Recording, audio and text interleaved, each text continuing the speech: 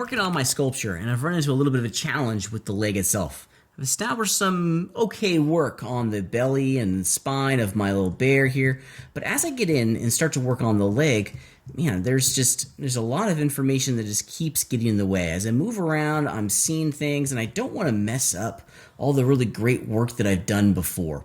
Now, this brings us to a new tool inside of our sculpting workflow called masking, which is a great way to interactively turn off or on the influence of a tool on your sculpture. Let me show you how it works, because I don't want to mess up any of this stuff up here. All of this stuff is working for me. I don't want to accidentally screw it up, so I want to mask it all off so that I don't accidentally work with it. So you can find your masking tools in a couple different places. At the top of the screen here, there's a mask pull down menu. There's a lot of really good stuff on there. More on this here in a minute. In addition, if we go over into our toolbar, there is the mask brush itself. And it looks like a gray sphere with a paintbrush with a white kind of swoop down through the center of it.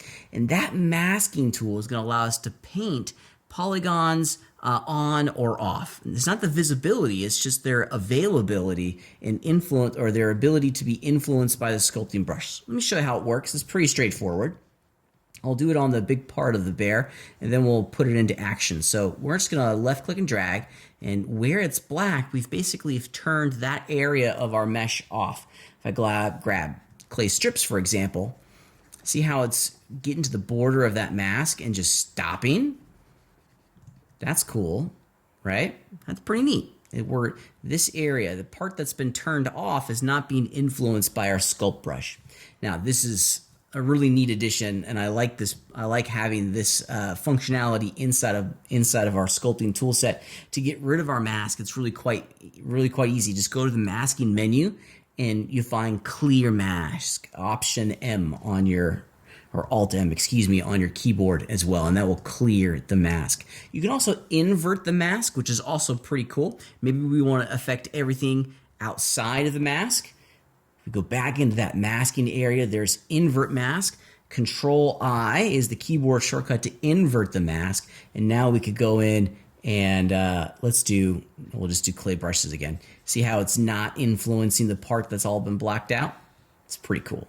Yeah, it also does it in mirroring too, which is pretty neat. Let's go back in time a couple steps. Let's get rid of all that mumbo jumbo. Let's clear the mask, Option M, Alt M, if you're on a PC. And let's look at how we can use this masking system to just really ensure that we're preserving the areas that we want to work with and focusing the tool set on just where we're at. I want to create a kneecap. And I'm going to use the masking brush real fast. And I'm going to paint, my strength is at 100. I want to paint the areas where I want to work. This seems a little kind of almost counterintuitive. You're like, Pat, you want to paint the area where you want to work? Yeah, I want to work in here. This is the area that I want to focus all of my energy on. Right around in here. There we go.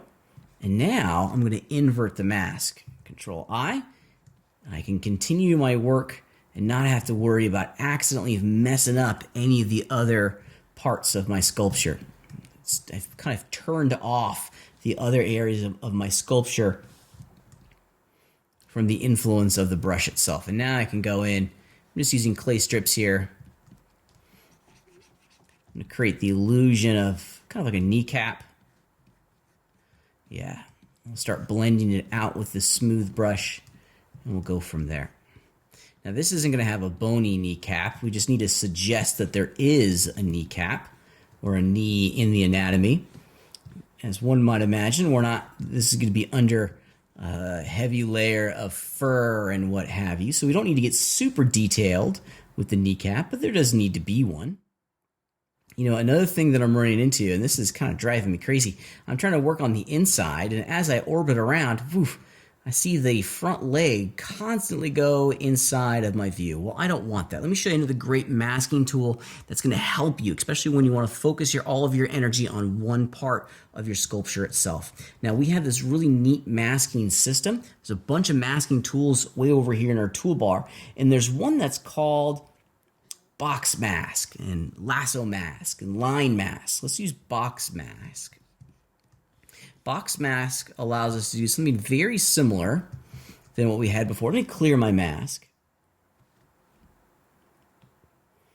Clear it on out of there. Box mask allows us to draw out a box, and whatever's inside that box is going to be masked, which is pretty cool. And we also have, if you click and hold on that toolbar, on that button on the toolbar, we also have a lasso mask, which is pretty neat. Allows us to make a little bit more of an organic shape, which is pretty cool. Let's clear that mask. Now, inside that same system, we also have box hide, which is right next to it. Now, this is where I was wanting us to go. Now that we understand how the box system works, we're going to draw out a box, but now it's just going to hide that part of our mesh. Don't worry, it didn't delete all of that stuff. It's just hiding it. Get rid of all of this jazz in here. That way I can very clearly just kind of work with the area I want to work. Yeah, there we go. Now we're able to kind of rock and roll here a little bit and start to add the shapes that I'm looking to add. I'm using the Sculpt Draw brush right now. Yeah, something like this. Start to suggest that there's some anatomy in here, that there are some bones and some muscle groups. Maybe kind of more like a thigh muscle in here. And now that I can see it a little bit more carefully, I'm able to sculpt and continue to manage it all along the way. It's a pretty neat addition to our workflow, both the masking and the hiding. It allows us to focus our efforts on specifically what we want to work without having to worry about messing anything up. If you've hidden part of your mesh, don't worry about it. We can get it back pretty easily. Option H or Alt H is going to unhide all of your stuff. If you like doing the pull down menus, I believe it is under the under Show All, under the Sculpt pull-down menu. That's going to unhide all of your geometry that was previously hidden. Now, this is not uncommon. If you look carefully here, you see a small little band. This is not uncommon when we're hiding and unhiding. But luckily, if we'll just smooth out the shape a little bit here, this is the boundary between those features, and we're up and running. The masking tools continue to be a wonderful, wonderful addition to our workflow. I definitely suggest that you take a look at it. The masking system allows us to interactively turn off the influence of our sculpting tools on specific parts of our mesh.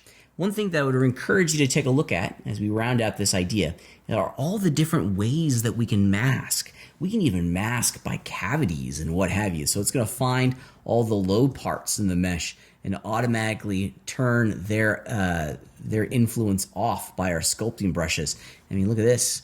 It actually masked out all the cavities on the inside. So there's some neat things in here that I would encourage you to check out. The masking system is pretty neat, and it's one that makes us more efficient sculptors and accurate in our work.